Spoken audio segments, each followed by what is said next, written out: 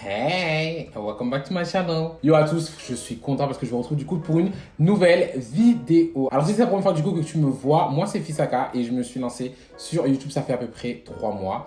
Et je fais des vidéos sur de la skincare et actuellement sur mes études en Espagne, plus précisément dans la ville de Vigo en Galice. Et du coup, si t'as un peu de temps et tout, je te laisse regarder ou cliquer genre là ou là, je sais plus du tout, juste pour regarder mes anciennes vidéos si ça t'intéresse. Et puis voilà. Assez durant l'intro, du coup, on se retrouve pour ce dont je voulais vous parler, ce que vous allez apprendre en venant en Espagne. Alors, je pense que vous savez très bien, on est en période Covid, c'est la pandémie, etc., etc. Et le premier truc dont je voulais vous parler, du coup, c'est le test PCR. Pourquoi je vous parle du test PCR?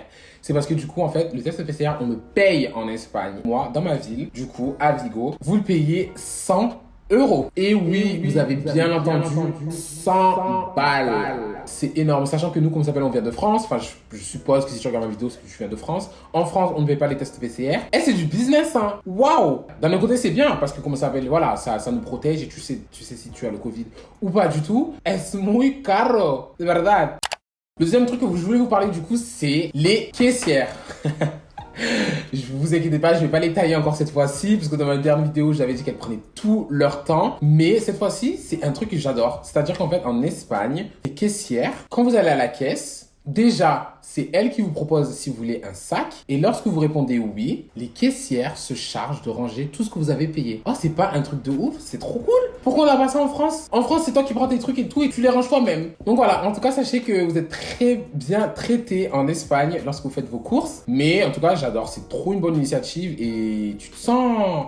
Tu vois ce que je veux dire? Moi qui viens de France, je me sens un peu... voilà, on s'occupe de moi, quoi.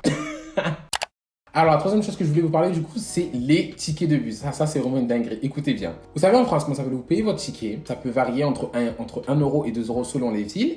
Et du coup, comment ça s'appelle, vous pouvez utiliser ce ticket-là pendant 1 heure, voire 1h10. Et vous pouvez faire des correspondances avec ce ticket. On est bien d'accord, parce que là, vous nous suivez. En Espagne, plus particulièrement à Vigo, et je sais aussi qu'à Madrid, c'est pareil. Tu payes ton ticket et ton ticket, en fait, il est valable que pour le bus que tu es en train de prendre. C'est pas, imaginons par exemple, je dois aller d'un point A à un point B et je dois prendre 2 bus. C'est-à-dire que je dois payer 2 tickets. Du coup, le billet que je paye pour le premier bus, quand je sors de ce bus, il faut que je repaye encore un autre billet pour l'autre bus. Et tout ça, imaginons que ce trajet, il dure moins de 20 minutes. C'est pas une dinguerie, c'est pas une grosse douille. Moi, j'ai plus l'habitude avec les tickets de pouvoir faire des correspondances. Et bien là, ici, c'est pas pareil et c'est trop chiant.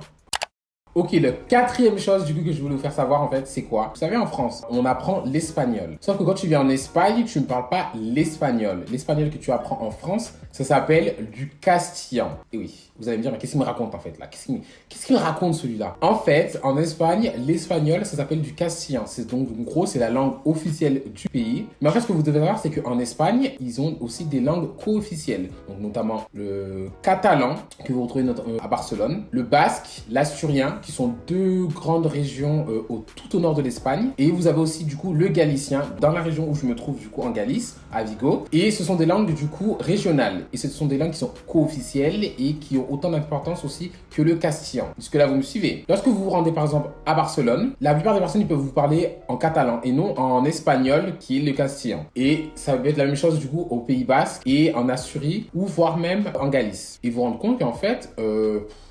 c'est pas l'espagnol qu'on a appris en France en fait. Vous voyez? Exemple, comment ça s'appelle? Moi, là où je me trouve du coup en Galice, le galicien en fait c'est un mélange, on va dire, un peu de portugais et d'espagnol, du coup de castillan. Donc voilà, tout ça pour vous dire que en gros, quand vous venez en Espagne, vous ne parlez pas l'espagnol, mais vous parlez le castillan. La cinquième chose que vous pouvez apprendre du coup, c'est que l'espagnol parle fort. Que ce soit dans la rue, que ce soit dans le bus, que ce soit dans le taxi, que ce soit partout, les Espagnols parlent très très fort. Comparé aux Français, genre c'est vraiment un truc de ouf parce que moi quand je vais dans le bus, que je vais du coup à l'université ou quoi que ce soit, en fait t'as l'impression que tu peux écouter les conversations de tout le monde. Et ils parlent. Le niveau sonore en fait il est totalement différent de celui de France. Et c'est incroyable en fait comment on peut voir la différence de culture, de comment on fait pour s'exprimer. C'est wouh!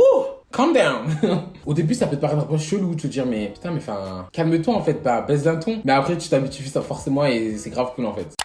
La sixième chose que du coup tu vas découvrir quand tu vas arriver en Espagne, c'est que tous les Espagnols en fait se tutoient. Imaginons que tu rencontres quelqu'un dans la rue que tu ne connais pas du coup, et ben en fait tu vas le tutoyer. Cette personne-là va se tutoyer en retour, alors que vous ne connaissez pas. En France, c'est quasiment impossible.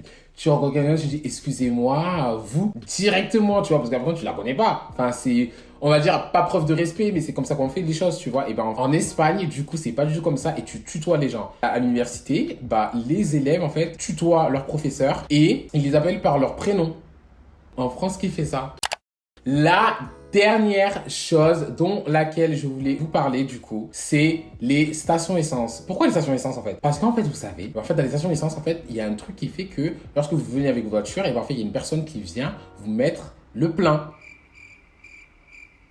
En France, qui fait ça? Et en France, tu prends tes propres mains, tu remplis ta voiture. C'était tout pour moi du coup, c'est la fin de l'exemple que je voulais vous faire savoir. N'hésitez pas en fait du coup à me dire en commentaire ce qui vous a le plus marqué dans tout ce que je vous ai dit. Si vous avez même d'autres exemples pour qu'on puisse tous se partager ensemble. Faites-le moi savoir aussi du coup si je t'ai appris quelque chose aussi dans cette vidéo. N'hésite pas à liker, à commenter, à partager la vidéo, c'est super important. Ça fait évoluer la chaîne aussi. Pour toutes les personnes aussi qui aimeraient du coup me voir sur mes autres réseaux sociaux, tu peux me suivre aussi sur Instagram qui va s'afficher normalement juste là. Je vous laisse les loulous et du coup, on se retrouve pour une prochaine vidéo.